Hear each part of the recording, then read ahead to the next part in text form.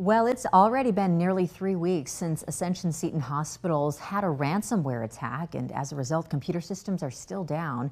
Officials say they are working hard to try to get it all resolved. But in the meantime, medical professionals say it's difficult to do their jobs. And as KXAN's Sarah Al-Sheikh reports, some call this a potentially life or death situation for some patients.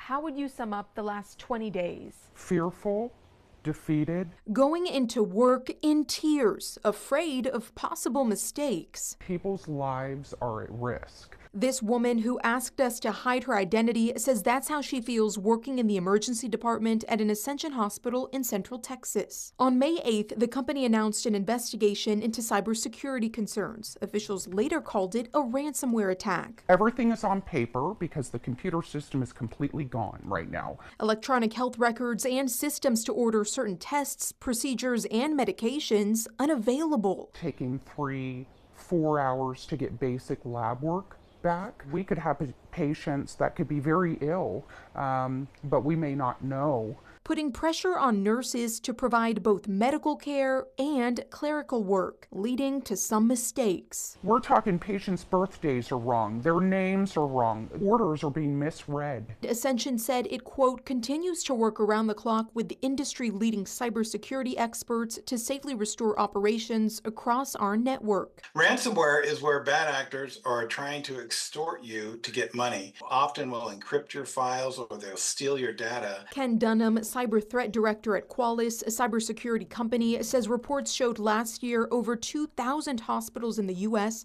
dealt with ransomware attacks. Dunham says there's no timeline for how long it could take to solve this. Sometimes people can close out an incident in days. Sometimes it will take 6 months to a year or longer. And with no end yet in sight, this woman worries about the future. Already notified all of my loved ones and all of my family members that they are not to go to an Ascension facility until further notice for their safety. Sarah Al-Sheikh, KXAN News.